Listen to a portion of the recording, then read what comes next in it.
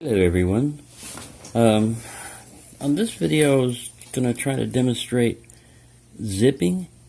So I've been going back to single pin picking, and in many cases single pin picking is the slowest, there we go, is the slowest way to open a lock.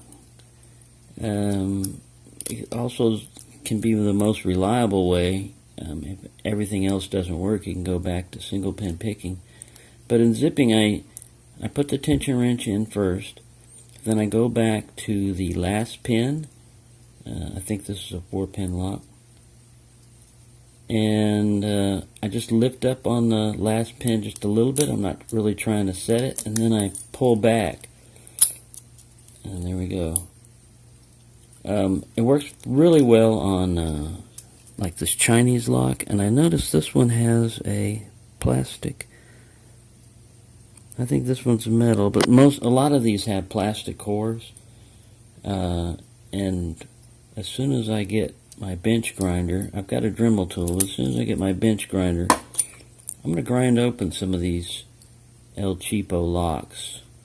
Like this one right here, you can see it's white on the bottom, and it's a plastic core. The hardest thing can be just grinding off these rivet heads. I don't even think these laminates are sealed together.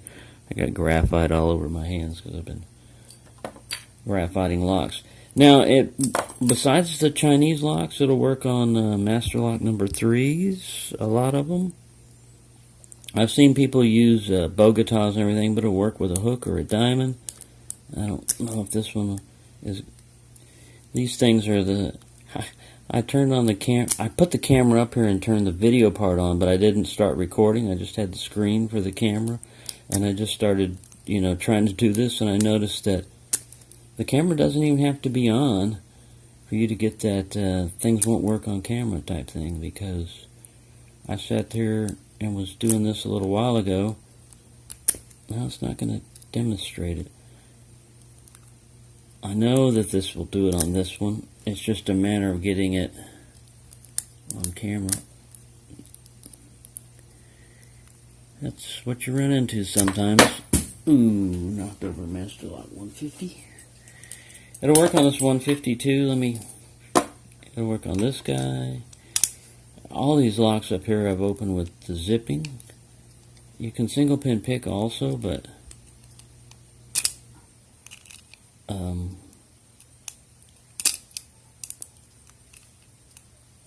what I'll do is, like I said, this one's a 4-pin lock. I'll go back to the last pin, I'll push up on it a little bit, and zip forward. I did it once on earlier, so I thought, well, I can include this one on there, but as you can see, and this one doesn't have any security pins either, that I can tell. Seems to be a standard 4-pin lock. Zipping is a lot like bumping, in that you're basically, the kinetic force of your pick going past the pins bounces them up, and if you're applying tension properly, you can catch them on the shear line as they're coming back down and rotate the lock open. Of course, I'm on video and this is not going to happen. There we go. That's one zip. It'll work on this 150 also. It's just not all the time. I knew that one was going to be difficult, and this one was going to be difficult to demonstrate, but the commercial one earlier was working really well on zipping. Of course, I didn't have the camera on, like I said, and now this one I know is harder to demonstrate because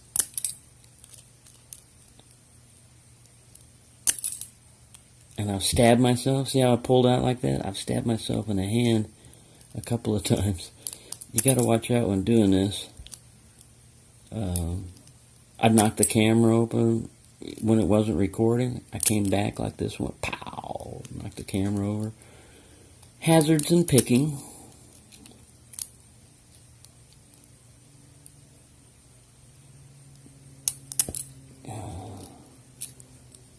But you tend to forget some things. Like most of my locks, when I first started, I opened my first lock with single pin picking, and then after that I discovered Bogotas and raking and rocking, and pretty much every lock that I opened was either with a Bogota or raking or zipping or something like that. And only recently have I gone back to single pin picking because it's more interesting to me.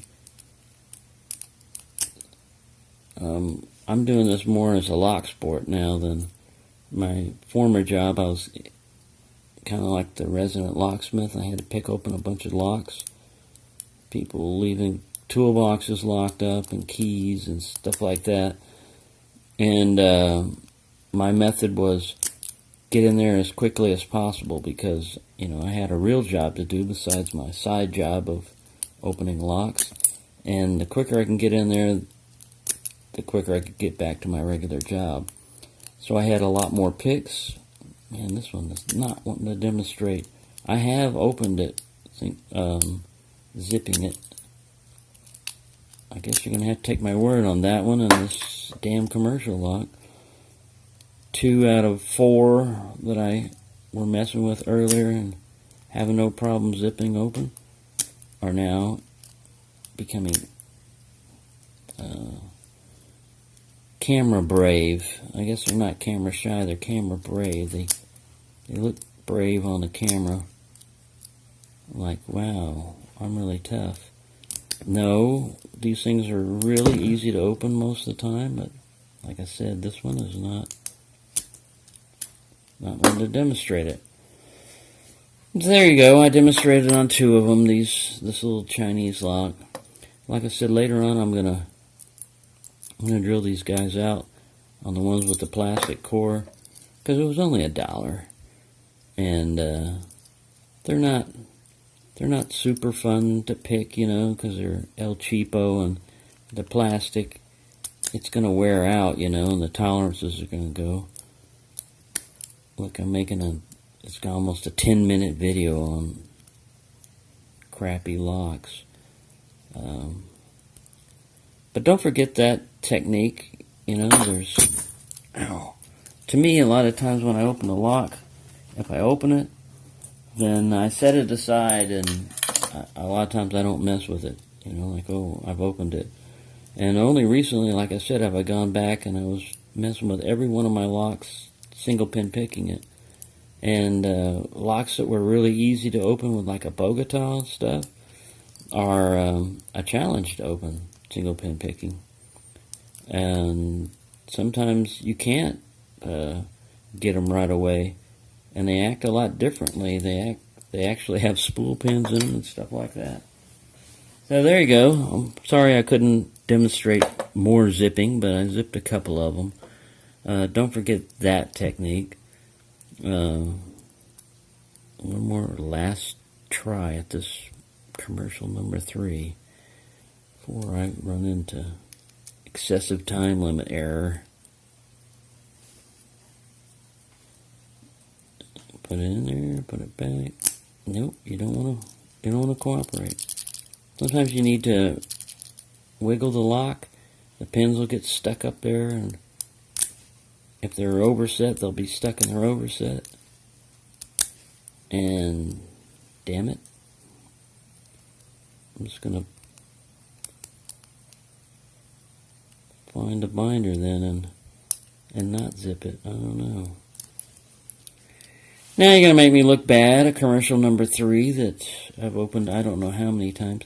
There was this one toolbox that had 2 locks on it that people always needed to get into in my last job, and they were key-to-lock keys. They were both Master Lock number 3 commercials. One would open incredibly easy, and the other would always be a little bit of a struggle to open. Even with a Bogota and plenty of time, I could usually pop one lock easily, and the second one, I know they were both the same keys. The second one should have been, you know, it was made by Master Lock. It should have opened Damn you, commercial. So there you go. I've gone into 10 minutes. I'm going to have to turn this off. But this one did zip open off camera, and so did this one. They're just being belligerent. There you go. Hope everybody is having a good time, and maybe this is informative to some people. Like I said, most people who are into lockpicking already know about these techniques, but give that a try on some of the El Cheapos if you're having a problem opening them up. And I'll try to come up with something more interesting. Right now, I don't have any new locks. I might try to put this guy in a vise and pick him. I've already gutted him, but I haven't picked him open. So there you go.